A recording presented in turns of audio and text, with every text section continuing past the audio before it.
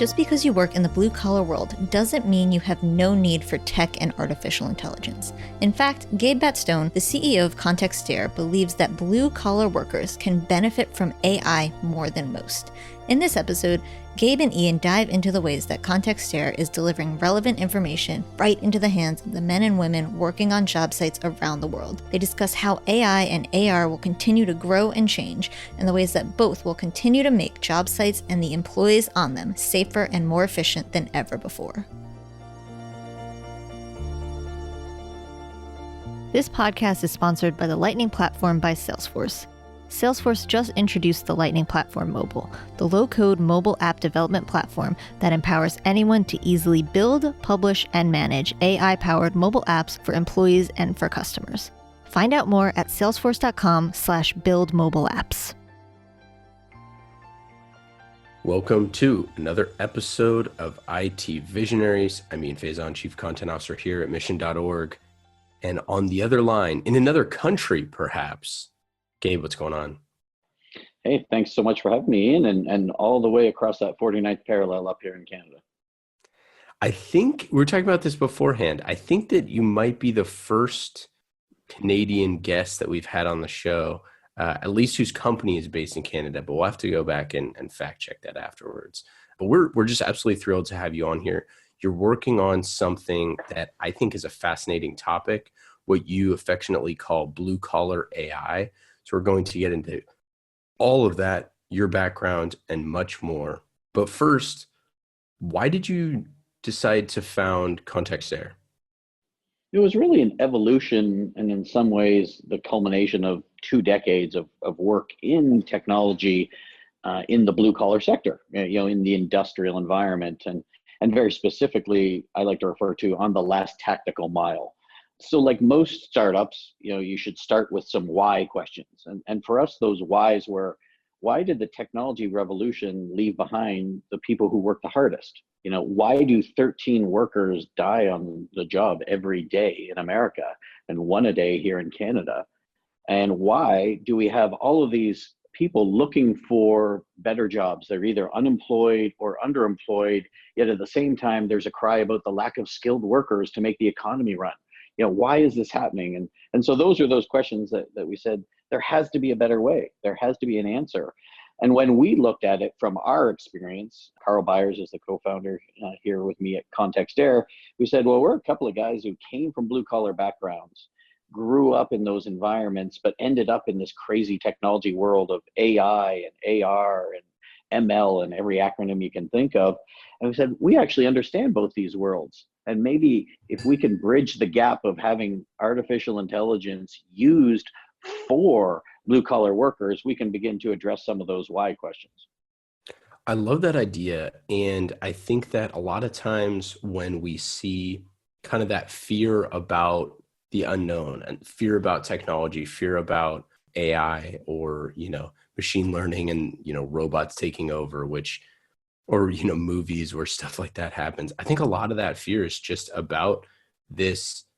How does it affect me? How does it affect my job? Do you think that as you're working with the types of companies that you work with, and I think if you could explain who are the types of people that you are working with to make this sort of change happen, do you feel that they are extremely passionate about their workforce and trying to figure out these things, or is it kind of, on to the next?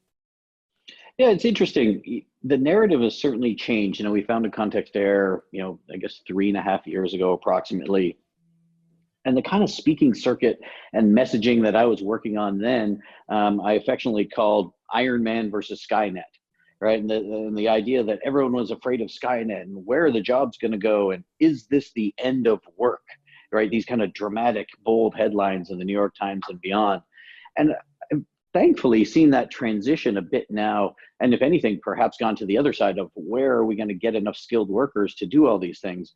And part of that transition, I think, was awareness. Part of it was cultural, but a big part of it was companies starting to demonstrate that the future of work does involve humans, right? That we need humans to do the things that we do, whether it's Lockheed Martin and you build fighter jets, to keep the world safe, or you're United Technologies and you do everything from making sure that we can get up a skyscraper in New York easily to get down an escalator in the airport. Those kind of companies led the way, and we started to see that they weren't looking to automate every job. And the cold hard facts are, you're not going to automate every job in our lifetime, I would argue. Most jobs involve somewhere between 20 to 30 distinct tasks. And certainly there are given tasks in there that AI and machine learning can help with. But the idea that those could perform all of the tasks needed better than a human is just not true. And I usually, one of my favorite stats in this arena is, everyone looks at Toyota, who's done this great stuff around production and environment and automation. And if you look at Toyota, for the last 10 years, robots have been responsible for less than 8% of the work on their global assembly plant, right? Wow. And they're leading the way. So I think, it's everybody take a breath and let's figure this out. And there are a lot of things to figure it out. So I don't want to minimize the real change, but I would argue some of that change is more on the social side of the equation in terms of what is the social contract that we need to have between workers and this new workforce and the gig economy. And we came in and said, hey, we understand the blue collar side of this. And we believe that we can create iron men and iron women by using the best of technology, which is the analysis and distribution of data, with the best of humanity, which is curiosity, creativity, empathy. Tell me how you're going to program those in the near future. You're not. And those three particular skills, in my view, equal what's judgment. And I think what gets lost in many of the discussions and the narrative is, sure, computers are very good at analysis, and they can provide you with a series of potential decisions in a given moment. But the reality is humans understand judgment, and that's putting a decision in context. And I think, so for me, I'm bullish, right, about the future of work, and we're excited to work with people like the World Economic Forum as they look towards a reskilling revolution. So I'm lucky enough to support some of their work around a global task force on the future of work in aerospace in New York City. And we're seeing some, I think, amazing potential for how it's not about people losing jobs, but we're going to create better jobs, right? Where people get paid for what's between their ears, not what's between their hands. And jobs that are ultimately safer and more sustainable and don't put you in, physical therapy for the rest of your life or things like that. And not that there's anything wrong with, jobs that are physical or anything of that nature. Those jobs are important too. But when you talk about, the dangers of some of those professions, and you've traveled all over the world to countries like Switzerland and Nigeria, to Afghanistan and on, how do you see the needs of tech and the needs of AI shaping from place to place? It's interesting. There are elements that are the same, right? And that, people are people. I would argue all humans are skilled, right? The only difference in skills between humans has been their access to education, training, and technology. So whether it's been in Afghanistan, helping the U.S. Army train the Afghan National Army on how to use some new equipment that they sent, to being in Alabama watching folks put together a Bradley tank, that was the same. Another thing that was the same is there is a long time ahead where people need to put warm hands on cold steel, right? They need to install, maintain, repair, and inspect complex equipment, and that's not going anywhere. Now, having said that, to get back to your question of the differences, clearly, for me, there's three significant differences. One is the technical infrastructure. So the access to high-speed internet, the access to connectivity, to devices, that's very different. And that's obviously has to be factored in. The cultural side, you can't underestimate as well. How people interact with each other and how they interact with technology is very different. And that has to factor into any evolution going forward. And of course, the demographics are just very different, right? In terms of the young versus the old, the boomers versus the millennials, and what are their expectations and how do they learn? But at the end of the day, what was clear is that humans are needed to make our planes fly, our trains roll, our buildings run, and those humans will do a better, safer job if we exploit the power of AI to help them, not to replace them. Just curious, where were you in Afghanistan? I was in Kandahar, and so we were working with the ANP and ALA and all that sort of stuff as well. And I can tell you that this is the sort of thing that technology missing from their lives was a huge issue. I mean, you're talking about people who, things like care for their animals or farming or anything like that that was aided by technology had a huge difference in, their lifestyle and how they could support their families. So I've seen it firsthand as well. Yeah, it's amazing. And in my case, I was at the Kabul Military Training Center, so up in Kabul, and it was amazing to see the power of technology, the impact that it can have. The part of it is just the access to information, but the other part is obviously, in our case, was supporting, teaching them how to use these particular pieces of equipment. And it was just amazing to see that the relationship that they had and the power of, in this case, we were doing some work with 3D graphics at the time. And, as you would know, a lot of the challenge for the coalition forces, yesterday and today wasn't a language issue, right? You could convert whatever it is you were trying to share into Dari or Farsi or whatever you wanted. It was actually a literacy issue, right? And so how do you convey this information? And technology provided that power by 3D graphics, right? Our eyes, the universal language of sight, we used in that way. So I found it very powerful to be there, and the commonalities and the openness, I thought, towards technology was very rewarding, and obviously trying to do a small part to help both American and Afghani forces move forward was great. And I wouldn't forget that there's a big part of rural America and rural Canada, frankly, that suffers some of those same challenges when it comes to technological connectivity. When you get outside some major centers, this ability to access, 3G, 4G, 5G is not as ubiquitous, I think, as many of us think. And that provides a pretty unequal playing field for the ability to both, start and run a business, but also to deploy the kind of software that we hope to. It's funny, you look at those maps, those like coverage maps you always see from like Verizon and Sprint and T-Mobile and all that stuff on those commercials. And when you go to a place and I've been to a lot of these places when I was in the Army, that you go to these places that have no connectivity and you're like, you don't have like one bar. It's like no connectivity. And there's obviously, large percentages of people there. Like, how do you access that sort of stuff on the go? You take it for granted that you have a certain type of internet speed or whatever it is that you can download your podcasts, wherever you are. But those things, obviously, a lot of people are working on and how to try to bring faster connectivity. And I think that there's a huge business case, obviously, for that and people bringing connectivity. But I'm so interested in this idea of, what you call warm hands on cold steel, this idea that, contextere is AI being used to augment human labor. But how does it work? How do you leverage AI and deploy it to help augment labor force working on these physical projects?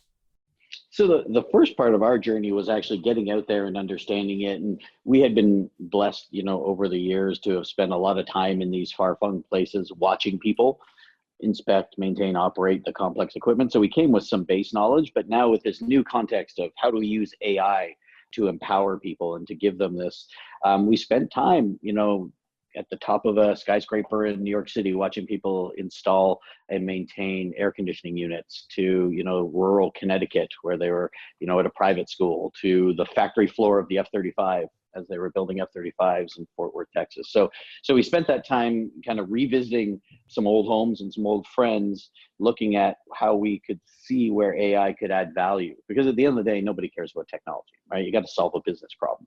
And how are we going to specifically add value to these blue collar workers and these industrial workers? And what we found was there was two elements that were really broken when you think from a product perspective.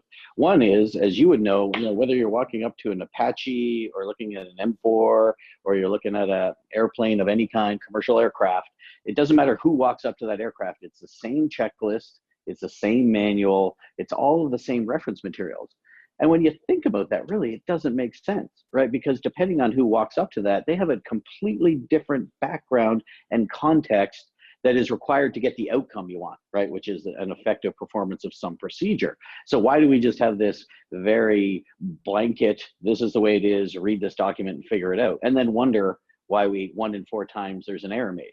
And so we said, we need to start with the human first. So when we looked at how do we design AI, we decided with a very human-centric approach. So our idea is not that there's a piece of equipment and gather all the information about that equipment for a person. It's actually, we start with there's a person. And Ian is standing beside, a 747 right now and is required to do a procedure. What's all the relevant information that Ian might need to get that job done? As opposed to Ian should not be standing by a 747. To be clear, if I am the one working on a 747, we are all in dire straits here. Yeah, so it may be back away from the landing gear. But maybe I need contextere to help me through the process. But yeah, sorry, go on. No, absolutely. And that is actually the point in regulated environments, knowing whether a person should be standing next to that given piece of equipment or be the right person to be doing that job. But our idea was, okay, Ian or Gabe is staying next to this piece of equipment. What's all the relevant data? And so that's our first kind of IP, is being able to, in real time, go and find within an enterprise, within the IoT network that's out there, within the big World Wide Web, what is all of the relevant information that could support this person who's trying to perform a task. Now, of course, although that's a significant subset of all the data that might have existed, it's still not consumable to that person. So then the second part of our software figures out, well, given where we are, what time it is, what's going on, what is the most important stuff that you could provide right now? And so we're providing this real-time knowledge to the worker as they do the job. So another, quirky little term I occasionally use is this, it's the BlueCollar Whisperer. So we're kind of whispering in people's ear as they go about their job, like, be careful, that's hot. Or just a reminder that 6 months ago you worked on a similar procedure and perhaps you got it wrong, so you might want to slow down.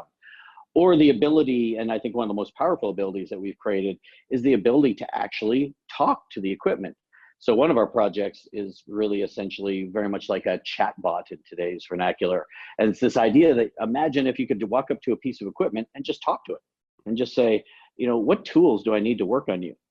That's interesting. When was the last time you were serviced? This is what is really exciting about Internet of Things. And I think we see a lot of applications of IoTs of you can talk to your toaster and you can talk to your microwave and you can talk to, different sort of things like that. I think a lot of it is consumer related as it's positioned to, the consumer, right? But the idea of like a wrench staring at you and you being able to scan that wrench and it's like, hey, this is what this is for. Like, this is what you should be using it for. I think is super fascinating when you're working on, planes, trains, and automobiles, which is a completely different thing. Like at the end of the day, my microwave is pretty dummy proof, and I can find the recipe wherever it is. I guess I shouldn't be cooking with my microwave per se.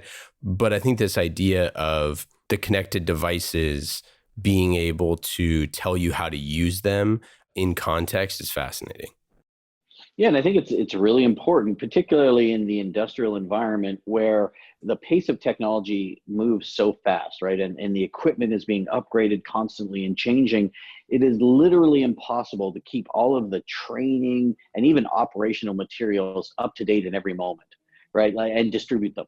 So if you take away that distribution challenge, right, and have it on demand, and if you lessen the burden on training of trying to train everyone for every possible scenario in advance, which has become impossible, and just say, no, on the job, let's provide access to intelligence and let the human use their judgment as they go to perform tasks, I think you can have a very powerful change. And a bit of that came to me and Carl through our work with defense and the military specifically. And as you know, Ian, having been in the Army, they're constantly looking today, how do we reduce the number of MOSs, right? At the occupational specialties that you have. You don't have the luxury of having these dedicated resources for every single task.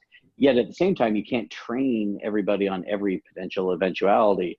And so that really broke the existing education and training system.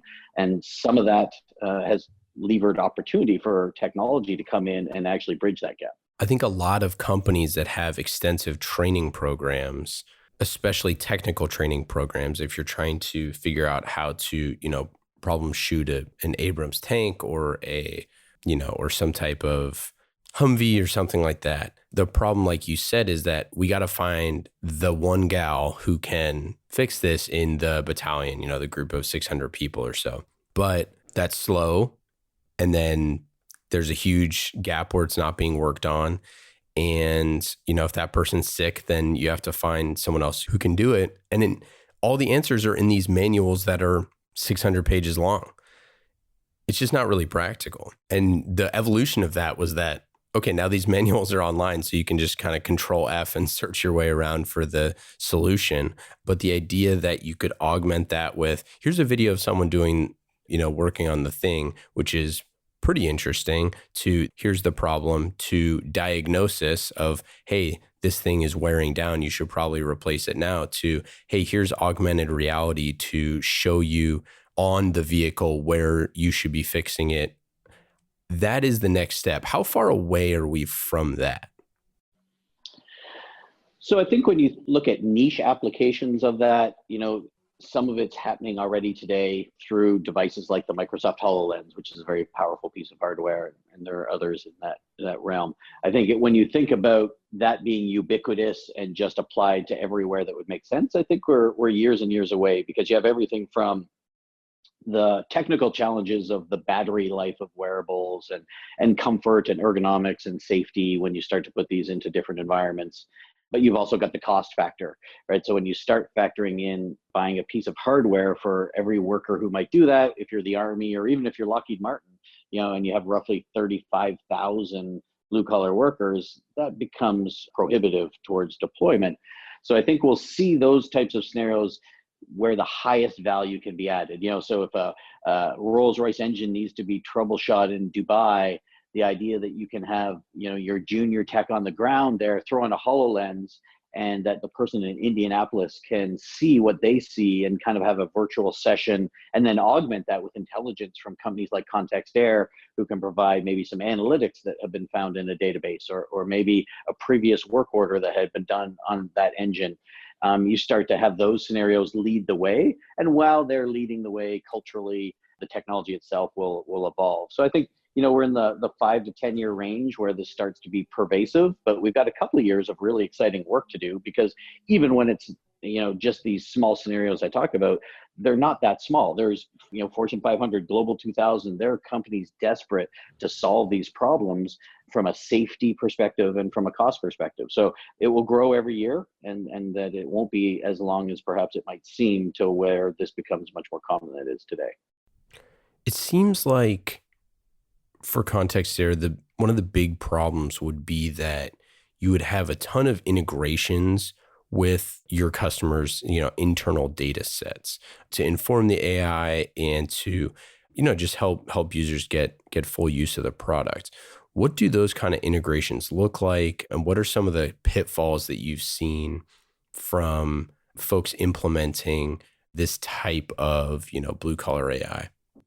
Yeah, certainly integration, right, which is in our case equals access to the data that you're then going to make smart decisions and generate insights from, is critical. Now, the good news side of it is that through APIs and then kind of open standards, you can get access to a lot of that fairly easily. It's not a huge technical burden necessarily, but it does require kind of a scanning of that landscape when you meet a customer, right? So it's never going to be Microsoft Word where, hey, just download our software from a website and off you go, right? These are engagements that we have with our customers. So that's a reality. I think the other aspect is generating confidence from the organization to give you access to all that data, right? So there has to be a lot of trust involved, and it's why we're lucky that we had long-term relationships with these clients, over the course of our careers, because there's a lot of sensitive data that they wouldn't necessarily want to share with people. And so it can be a barrier to entry for people. Will you as a startup be able to generate trust of a Fortune 500 company to access data that they wouldn't otherwise give people? We're lucky in that we've been able to do that, but it certainly isn't necessarily true of every organization, because of security, privacy, and all those things. So I think that's a reality that people have to consider.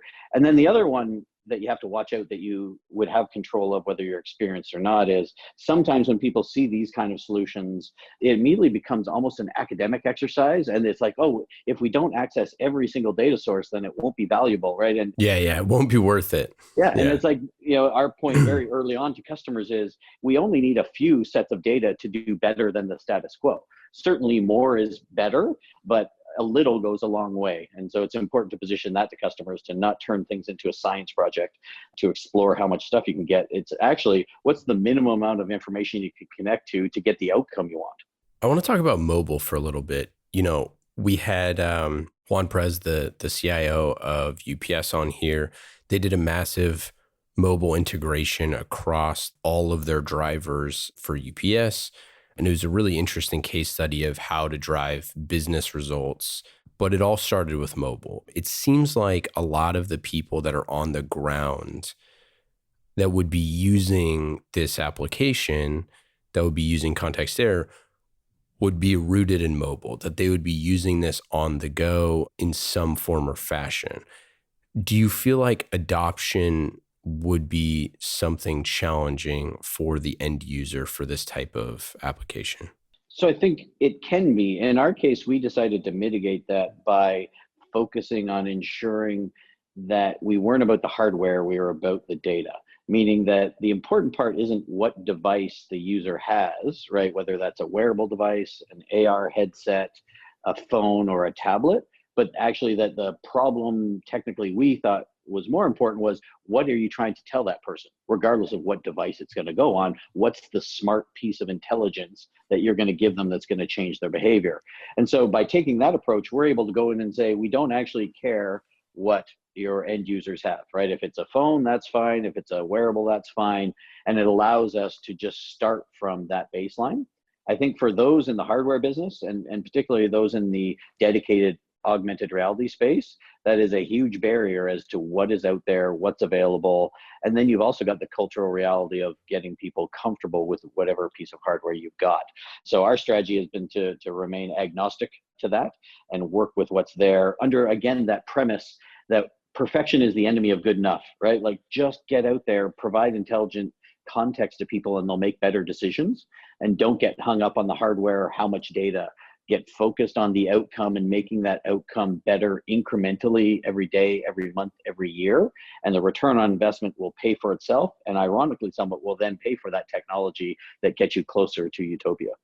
Our audience of, CIOs and CTOs and IT leaders, I'm sure, are listening and thinking about all of the different ways that this would integrate across their companies, with a little bit of concern about that implementation. Talk to me about the implementation of something like this. Who are the different stakeholders involved, and who are the different people that need to make sure? I mean, obviously, IT is going to be one of those, but it seems like a lot of this is coming directly from the business. Yeah, absolutely. Because it's the value proposition is very much driven based on operational impact. So you need to have the operation people have to care and have to be bought in, regardless of whether you can technically implement or do it. I think in our experience, and my experience, not just at contextere, but throughout my career, is start small. Big dreams lead to big problems sometimes. And so it's good to have vision. It's critical to have a vision about where you're going to get and the state of the possible, but start small, right? Start in a safe, controlled, comfortable environment. So sometimes, that's a project that might be run simply out of the CTO office, right? Where they've got a sandbox, so that you're really proving out the use case. In other cases, there's more formal business transformation teams, or innovation groups are fairly common within the Fortune 500 these days. And so you go into that environment and they bring in subject matter experts from whatever operational group that you're looking to reside.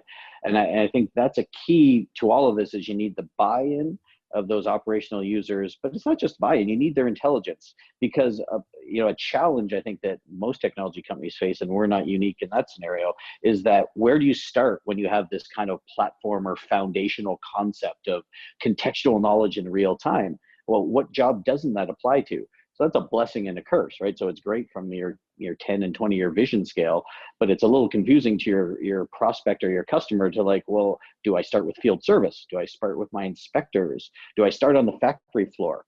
So getting that scope and turning the tables away from what the technology can do, and more specifically, what is the problem that needs to be solved at your organization, or what is a good, safe place to start and try this technology, is really where we start. And so that, again, that requires a collaboration and engagement with the customer, that you have to have that trusted relationship. and you got to spend some time. There's no rush, so to speak, in this thing. We all want everything fast, but the reality is it takes a while. And just like somebody smarter than me who develops rockets once told me, 1 degree off trajectory at blast off is pretty hard to correct for, right? When you Yeah, get to that's space. exactly right. So I've always kept that one in the back of my mind. All right, let's get into the lightning round. These questions are fast and easy, just like the Lightning platform by Salesforce. You can go to salesforce.com/build mobile apps if you're interested in learning more about the Lightning platform and all the cool things that you can do faster and easier. Lightning round, question number 1. Are you ready? I am ready. I guess technically, are you ready wasn't the first question. This is the first question. What app are you using on your phone that is the most fun? The most fun would be, sadly, TripIt. I feel like I've used TripIt before. Is this a travel app, what's it called? Like a work travel application? Essentially, yeah, it makes sure that my itineraries get around and I know what gate I'm going to. And basically, I know where I'm going when I'm on the road all the time. What about favorite use of AI or chatbots that you've seen recently that's not a contextere version of this? So this consumer application. Consumer, I'll go classic. Junk mail filtering. It started this whole mess and it's still a beauty. Do you have a favorite team, sports or otherwise? The Toronto Maple Leafs hosting and fighting against those terrible Boston Bruins later this week. Do you have a favorite podcast or recent book that you've listened to or read recently? Actually, the book I was most fascinated by recently was a biography of Rockefeller. Oh, that's interesting. What do you do for fun? Play hockey and tennis as much as I can. Always good to have a Canadian on so we can talk some hockey. Yeah, we dropped 2 NHL references in here. I think my citizenship will stay intact. My San Jose Sharks are have a date with destiny with Vegas. That's actually the series other than my beloved Maple Leafs, I'm most interested in watching. Well, we have a ton of I mean, it's the NHL, so there's a ton of Canadians everywhere, but we have a ton of Canadians on the Sharks. Some all-timers. Okay, what's your best advice for a first-time CEO? Play in traffic is probably what I would say. You get a lot of advice about you got to be focused and you got to nail it down and every A plus B equals C and I think we underestimate how much value there is in just engage. Don't overthink things. And so sometimes you get involved with things that don't necessarily have some bottom line outcome that you can tell to your investor group. In our case, it's the engagement with the World Economic Forum I always think about. Is there a sale I can tie to that? No, but I can tell you that it's valuable to me personally, and I'm confident that it's valuable to contextere. And so as I mentor a few folks, my favorite saying right now has been certainly play in traffic. Not for kids, but for entrepreneurs, definitely do it. Final question. What's some advice for someone building a company outside of the US and selling into the US? Obviously, Canada and the US are bosom buddies, as they say. But I think there are some challenges that people might not realize. Yeah, the borders matter. And that it seems really easy, but you really need to factor it in. And I can say for the last 2 companies that I've been the CEO of, in both cases, we've set up a wholly owned US subsidiary. I think you've got to be on the ground in the United States, and that's not a reflection of the current president. I think that was true in previous administrations as well. And a part of that is the administrative reality. It's easier to do business within a country. It's a global economy, but at the end of the day, somebody writes a check in an office that's in a country, and that country has rules. So I think get on the ground. But the other fact, and maybe more, is play in traffic in that city. Be in New York, be in Chicago, be where your customers are. The idea in a B2B environment, I'm not smart enough to talk about the B2C world, but in a B2B environment, the idea that you could successfully satisfy your customer from a distance when you're bringing in innovative new technology or concept, I think it carries a lot of risk. So I think you got to be on the ground. And often I would recommend that you set up an office in the right spot in the United States if that's going to be your primary market. I love it. That's it for the lightning round. Thanks again to our friends at the Lightning Platform by Salesforce. Fast and easy, just like the Lightning Platform. Gabe, that's about it. Any other final thoughts for the audience? Where can people find you? Well, you can find us in the usual spots, but I always recommend, Twitter and LinkedIn as two great spots to see what we're up to on a day-to-day basis. And of course, the website will give you the basics, but I always encourage people, it's pretty easy, Gabe at contextere.com. I'm always happy to engage or help or answer a question and just be a part of the communities that I'm engaged with, and happy to be a part of this IT Visionaries and the Mission Daily world, thanks to you, Ian. So really appreciated the opportunity, and hopefully it was useful to you and your listeners.